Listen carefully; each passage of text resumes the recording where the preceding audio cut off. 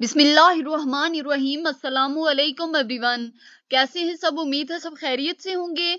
अल्लाह हम सबको अपनी हिफ्ज़ व अमान में रखे। तो माय डियर स्टूडेंट, आज हमारा 9th क्लास बायोलॉजी में चैप्टर नंबर 5 यानी कि सेल साइकिल का लेक्चर नंबर 1 है, जिसमें आज हम डिस्कस करेंगे सेल साइकिल का इंट्रोडक्शन डिस्कस करेंगे और इंटरफेस डिस्कस करेंगे। तो बिना टाइम वेस्ट किए मूव करते हैं आज के अपने लेक्चर की तरफ। स्टूडेंट, लाइफ की बेसिक कैरेक्टरिस्टिक्स क्या होती है? लाइफ की एक जिंदगी की जो बुनियादी हुसूसियत होती है वो क्या होती है? स्टूडेंट, जो रिप्रोडक्शन होती है वही जिंदगी की बेसिक कैरेक्टरिस्टिक्स समझी जाती है और वही जिंदगी की बेसिक कैरेक्टरिस्टिक्स है भी। स्टूडेंट, जो रिप्रोडक्शन है वो ऑर्गेनाइजेशन के डिफरेंट लेवल पे वाक़ई होती है। ऑर्गेनाइजेशन के डिफरेंट लेवल का क्या मतलब हुआ स्टूडेंट?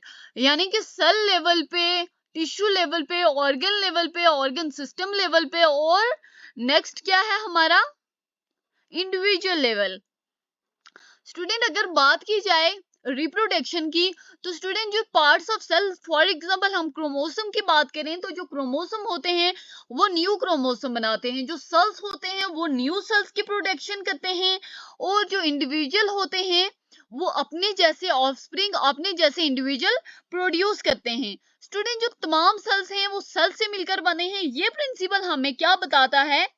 स्टूडेंट, ये प्रिंसिपल हमें ये बताता है कि जो जिंदगी की कंटिन्यूटी है, यानी कि जो लाइफ की कंटिन्यूटी है, जिंदगी का जारी रहना है, वो किस पे बेस करता है? वो सेल की रिप्रोडक्शन पे बेस करता है, जिसमें रिप्रोडक्शन के तमाम एस्पेक्ट शामिल हैं।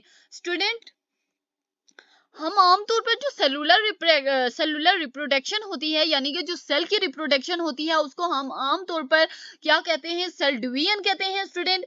और ये एक सेल की पूरी जिंदगी का एक हिस्सा होता है। क्या होता है? सेल साइकिल क्या होता है? एक पूरे जो सेल होता है, एक सेल की पूरी जिंदगी का एक हिस्सा होता है। कौन सा हिस्सा? Cell division. सबसे पहले हमने क्या पढ़ा कि what is the most basic characteristics of life? Student, the most basic characteristics of life is reproduction. Student, अब रिप्रोडक्शन की बात आई तो रिप्रोडक्शन अक्कर कहाँ होती है? रिप्रोडक्शन ऑर्गेनाइजेशन के डिफरेंट लेवल पे अक्कर होती है। इसके अलावा हम अगर रिप्रोडक्शन की बात करें सेल्स के डिफरेंट पार्ट्स की, तो जैसे क्रोमोसोम की बात की जाए तो क्रोमोसोम न्यू क्रोमोसोम प्रोड्यूस करते हैं। जो सेल्स होते हैं न्यू सेल्स की प्रोडक्शन करते हैं। जो इंडिविजुअल होते हैं वो अपने जैसे इंडिविजुअल, अपने जैसे ऑफस्प्रिंग, अपने जैसे ऑर्गेनिज्म प्रोड्यूस करते हैं। स्टूडेंट, जो तमाम सेल्स हैं सेल से मिलकर बने हैं। ये प्रिंसिपल हमें क्या बताता है? ये प्रिंसिपल स्टूडेंट रुडोल्फ विर्चो ने दिया था। कौन सा principle? All cells come from cells. ये प्रिंसिपल हमें किसने दिया था? रुडोल्फ विर्चो ने दिया था। और ये प्रिंसिपल हमें क्या बताता है कि जो एक लाइफ की कंटिन्यूटी है, लाइफ की कंटिन्यूटी किस पे बेस करती है? किस लाइफ की कंटिन्यूटी की बुनियाद किस पे है? सेल्स की रिप्रोडक्शन पर। किसकी बुनियाद, किस पे बुनियाद रखी गई है लाइफ की कंटिन्यूटी की? सेल की रिप्रोडक्शन पर बुनियाद रखी गई है, जिसमें रिप्रोडक्शन के तमाम पहलू शामिल हैं। स्टूडेंट, हम आमतौर पर सेलुलर रिप्रोडक्शन को सेल डिवीजन के तौर पर जानते हैं। स्टूडेंट, ये जो होता है सेलुलर रिप्रोडक्शन यानी कि सेल डिवीजन जो होती है, ये एक सेल की पूरी जिंदगी का एक छोटा सा हिस्सा होता है, और इसको हम क्या कहते हैं? सेल साइकिल कहते हैं। स्टूडेंट, जो सेल साइकिल होता है, सेल साइकिल क्या होता है? सेल साइकिल से मुराद क्या है? कि एक सेल की जिंदगी में, एक सेल में जितने इवेंट होते हैं, कहां से लेकर सेल की प्रोडक्शन से लेकर, कहां से लेकर स्टूडेंट सेल के पैदा होने से लेकर माइटोसिस के जरिए नए सेल्स बनाने तक, कहां से लेकर सेल के पैदा होने से लेकर माइटोसिस के जरिए नए सेल्स बनाने तक। स्टूडेंट, ये जो सेल साइकिल होता है, ये इन तमाम इवेंट का क्या है? इन तमाम इवेंट की एक सीरीज है, इन तमाम वाकयात का, इन तमाम इवेंट का एक सिलसिला है, जिनमें एक सेल जो होता है पैदा होने से लेकर अपनी प्रोडक्शन से लेकर माइटोसिस के जरिए नए सेल्स बनाने तक, इसको हम क्या कहते हैं? इस सीरीज को क्या कहते हैं? इन सीरीज ऑफ इवेंट को हम क्या कहते हैं? सेल साइकिल कहते हैं। स्टूडेंट, जो सेल साइकिल है, सेल साइकिल के दो मेजर फेजेस हैं, इंटरफेस और माइटोटिक फेज। अब देखते हैं इंटरफेस क्या होता है और माइटोटिक फेज क्या होता है। Student, what do you mean by mitotic phase? Student, ये जो माइटोटिक फेज होता है, ये बहुत छोटा सा मरहला होता है। ये जो सेल साइकिल होता है ना, इसका बहुत शॉर्ट पीरियड होता है। ये मोस्टली जो होता है इंटरफेस होता है उसके साथ अदल बदल कर लेता है, यानी कि उसके साथ अल्टरनेट कर जाता है। और इस अल्टरनेशन के दौरान होता क्या है, यानी कि जब माइटोटिक फेस इंटरफेस के साथ अल्टरनेट कर रहा होता है, अल्टरनेशन कर रहा होता है, तो इस टाइम के दौरान क्या होता है कि जो सेल होता है अपने आप को डिवीजन के लिए तैयार कर रहा होता है। इंटरफेस क्या होता है स्टूडेंट? जो इंटरफेस होता है ये ऐसा टाइम होता है जहां पे जो सेल की मेटाबॉलिक एक्टिविटी होती है वो बहुत ज्यादा हाई होती है। और यहाँ पे जो होता है, जो सेल होता है अपने मुख्तलिफ किस्म के अपने वेरियस फंक्शन परफॉर्म करता है। स्टूडेंट इंटरफेस कैसा टाइम होता है? इंटरफेस एक ऐसा सीरीज ऑफ इवेंट है, यानी कि एक ऐसा टाइम है, इंटरफेस एक ऐसा टाइम है जहां पे जो सेल की मेटाबॉलिक एक्टिविटी होती है वो बहुत ज्यादा हाई होती है। और ऐसे जो होता है सेल होता है अपने वेरियस फंक्शन परफॉर्म करता है। इंटरफेस के कौन कौन से फेजेस हैं स्टूडेंट? जो इंटरफेस है वो 3 फेजेस में डिवाइड किया गया है। सबसे पहला फेज है G1 phase. Student G1 phase को क्या कहते हैं? G1 फेज को कहते हैं फर्स्ट गैप। उसके बाद है S phase. Student S phase क्या होता है? Synthesis phase. G2 फेज क्या है? G2 फेज को हम क्या कहते हैं? सेकेंड गैप भी कहते हैं। G1 फेज देखते हैं स्टूडेंट। G1 फेज में क्या होता है स्टूडेंट? जो सेल होता है अपनी प्रोडक्शन के बाद जो अपना सेल साइकिल होता है वो कहां से स्टार्ट करता है? जो सेल होता है अपनी प्रोडक्शन के बाद जो अपना सेल साइकिल होता है वो G1 फेज से शुरू करता है। कहां से स्टार्ट करता है? G1 फेज से स्टार्ट करता है। स्टूडेंट ये जो होता है इस फेज के दौरान जो सेल होता है अपने लिए प्रोटीन का सप्लाई बढ़ा देता है। क्या करता है इस फेज के दौरान? आपने ये चीजें लाजमी याद रखनी है। मैं एक एक चीज करके आपको बता रही हूँ कि इस फेज के दौरान सेल क्या करता है। सबसे पहला काम सेल क्या करता है?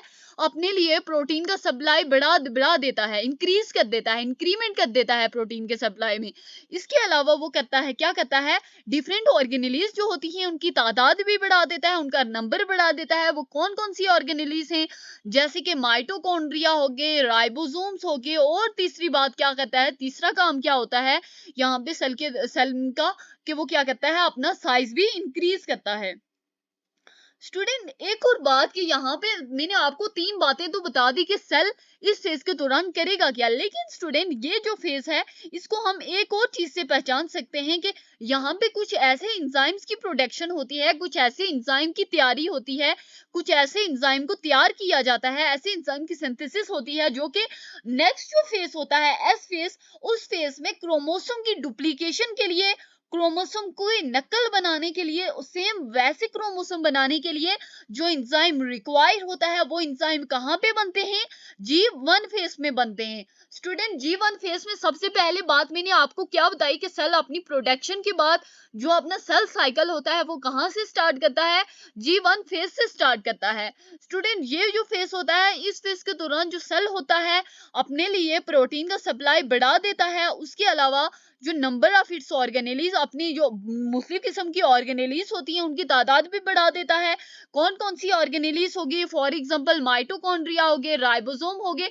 और तीसरा फंक्शन क्या है सेल का इस फेज के दौरान कि वो क्या करता है? साइज में भी इंक्रीज होता है। स्टूडेंट ये तीनों चीजें तो मैंने आपको बता दी। एक और चीज, मेन चीज क्या है कि इस फेज के दौरान यानी कि जो G1 फेज है इसमें ऐसे एंजाइम प्रिपेयर किए जाते हैं, ऐसे एंजाइम सिंथेसाइज्ड किए जाते हैं जो कि नेक्स्ट फेज यानी कि एस फेज में क्रोमोसोम की डुप्लीकेशन के लिए जरूरी होते हैं।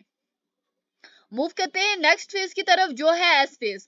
स्टूडेंट एस फेज के दौरान क्या होता है? एस फेज के दौरान जो क्रोमोसोम होता है वो अपने आप को डुप्लीकेट करता है। अपने आप को डुप्लीकेट करने का क्या मतलब हुआ कि जो सेल होता है अपने क्रोमोसोम को डुप्लीकेट करता है। इसका क्या मतलब होता है? इसका मतलब यह होता है कि सेल डुप्लीकेशन के थ्रू डिफरेंट क्रोमोसोम बनाता है, यानी कि सेम वैसे क्रोमोसोम बनाता है जैसे कि सेल में ऑलरेडी क्रोमोसोम मौजूद होते हैं, सेल वैसे क्रोमोसोम बनाता है। इसके नतीजे में क्या होता है? जो हर क्रोमोसोम होता है वो 2 सिस्टर क्रोमेटाइड्स में मुश्तमिल होता है। स्टूडेंट इसके नतीजे में क्या होता है कि जो हर क्रोमोसोम होता है 2 सिस्टर क्रोमेटाइड पे मुश्तमिल होता है। उसके बाद है G2 phase. Student G2 phase क्या होता है? स्टूडेंट G2 फेज में क्या होता है कि जो सेल होता है वैसे ही वो प्रोटीन प्रिपेयर करता है जो कि माइटोसिस के लिए जरूरी होती हैं। स्पेशली अगर हम बात करें तो स्पिंडल फाइबर की प्रोडक्शन के लिए जो प्रोटीन इंपॉर्टेंट होती हैं, जो प्रोटीन एसेंशियल होती हैं, वो प्रोटीन कहाँ प्रिपेयर होती हैं, कौन से फेज में प्रिपेयर होती हैं, तो वो जो प्रोटीन होती हैं वो G2 फेज में प्रिपेयर होती हैं, G2 फेज में सिंथेसाइज होती हैं। स्टूडेंट ये जो G2 फेज होता है, ये जो इंटरफेस का G2 फेस होता है, इसके बाद जो जो सेल होता है अपने डिवीजन फेस यानी कि M फेस में इंटर हो जाता है। स्टूडेंट G2 फेस में मैंने आपको क्या बात बताई कि G2 फेस में क्या होता है, सेल अपने लिए वो प्रोटीन प्रिपेयर करता है जो कि माइटोसिस के लिए लाजमी होती है। स्पेशली अगर हम बात करें तो G2 फेस में वो प्रोटीन प्रिपेयर की जाती है, सेल वो प्रोटीन प्रिपेयर करता है जो कि स्पिंडल फाइबर की प्रोडक्शन के लिए इंपॉर्टेंट होती हैं। स्टूडेंट जो G2 फेस होता है, इंटरफेस का जो G2 फेस होता है, उसके बाद जो सेल होता है डिवीजन फेस में इंटर हो जाता है। डिवीजन फेस को क्या कहते हैं, डिवीजन फेस को M फेस कहते हैं।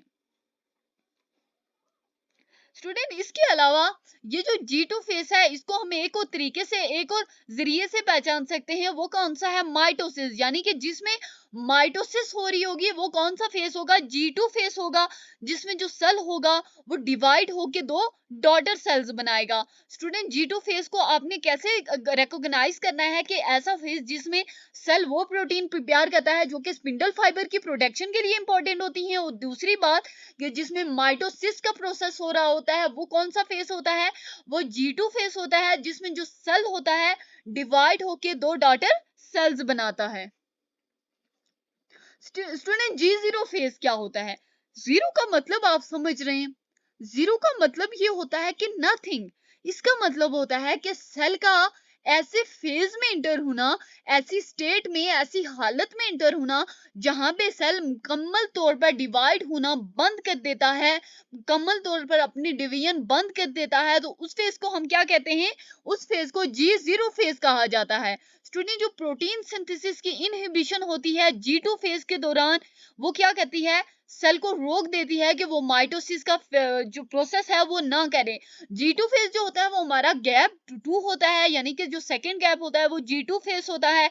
और अगर इस फेज के दौरान, मैंने आपको क्या बताया था कि इस फेज के दौरान वो प्रोटीन बनती हैं जो कि स्पिंडल फाइबर की, जो कि माइटोसिस के लिए जरूरी होती हैं। लेकिन स्टूडेंट अगर वो प्रोटीन ही नहीं बनेंगी, अगर G2 फेज के दौरान उन प्रोटीन की सिंथेसाइज जो है, उन प्रोटीन की जो सिंथेसिस है वो रुक जाएगी, तो ऐसे में जो सेल होगा वो माइटोसिस का प्रोसेस नहीं कर पाएगा, यानी कि सेल डिवाइड होके दो डॉटर सेल नहीं बना पाएगा। स्टूडेंट जो G0 फेस होता है, मल्टीसेलुलर यूकारियोट में सेल G0 फेस में इंटर हो जाता है G1 फेज के बाद और डिवाइड होना स्टॉप कर देता है। क्या होता है, मल्टीसेलुलर यूकारियोट में जो सेल होता है G0 फेज में कब इंटर होता है, G1 फेज के बाद इंटर होता है। कब इंटर होता है, G1 फेज के बाद इंटर होता है और डिवाइड होना रुक जाता है, अपनी डिवीजन को रोक देता है। स्टूडेंट जो कुछ सेल्स होते हैं जो G0 फेज में हमेशा इनडेफिनेट पीरियड के लिए रहते हैं। स्टूडेंट इनडेफिनेट यानी कि गैर यकीनी पीरियड के लिए, ये जरूरी नहीं होता कि वो हमेशा के लिए रहेंगे, उनका पता नहीं होता कि वो कितने टाइम के लिए रहेंगे, यानी कि वो थोड़े टाइम के लिए रहने के बाद वापस वो डिवीजन अपनी स्टार्ट कर सकते हैं, जैसे कि हम बात करते हैं न्यूरॉन्स की।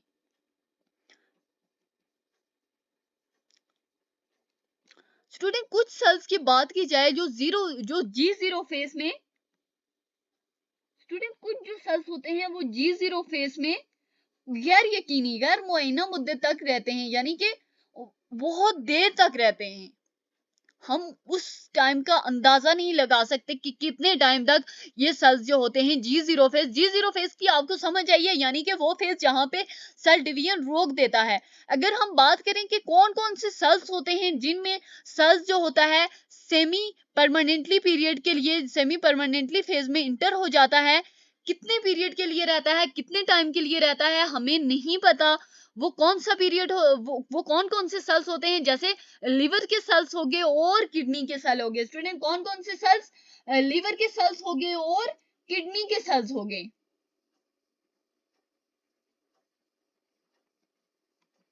उसके बाद स्टूडेंट जो कुछ सेल्स होते हैं वो कभी भी G0 फेज में इंटर नहीं होते।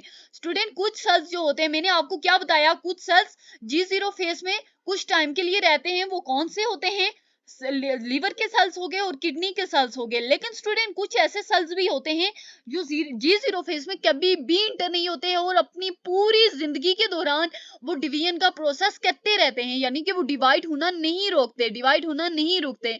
वो सेल्स कौन कौन से होते हैं? कौन से सेल्स होते हैं? एपिथेलियल सेल्स होते हैं। स्टूडेंट जो सेल साइकिल के इवेंट होते हैं वो ऑर्डर्ड होते हैं, यानी कि वो एक तरतीब से, वो हर जो साइकिल, हर जो इवेंट है वो एक तरतीब से हो रहा होता है। और ये जो सेल साइकिल के इवेंट होते हैं ये इसलिए इम्पोर्टेंट होते हैं क्योंकि स्टूडेंट जो साइकिल है इसको रिवर्स करना इम्पॉसिबल होता है। हम कभी भी, स्टूडेंट मैंने आपको क्या बताया, सबसे पहले क्या होगा? G1 फेस होगा, S फेस होगा और फिर G2 फेस होगा। क्या ये पॉसिबल है कि हम पहले G0 फेस में इंटर हूं, G0 फेस के बाद हम G2 में इंटर हूं, G2 के बाद हम S फेस में इंटर हूं, फिर हम G1 फेस में इंटर हूं? It is not possible student, it is not possible. कभी भी हम एक साइकिल को रिवर्स नहीं कर सकते। तो ये जो साइकिल है इनकी इंपॉर्टेंस इसलिए है स्टूडेंट क्योंकि ये एक ऑर्डर में होते हैं, एक डायरेक्शन में होते हैं, यानी कि एक स्पेसिफिक ऑर्डर के तहत, एक स्पेसिफिक तरतीब के तहत ये इवेंट वाकई होते हैं। और ये कभी भी हम एक साइकिल को रिवर्स नहीं कर सकते, यानी कि हम G0 फेज से, G0 फेज तो जाहिर है एक ऐसा फेज होता है जिसमें सेल डिवाइड करना रुक जाता है, तो उस फेज से तो डायरेक्ट हम G2 फेज में इंटर हो नहीं सकते। तो स्टूडेंट जो सेल साइकिल के इवेंट होते हैं वो ऑर्डर भी होते हैं और डायरेक्शनल भी होते हैं। थैंक्स फॉर वॉचिंग, मिलते हैं नेक्स्ट वीडियो में।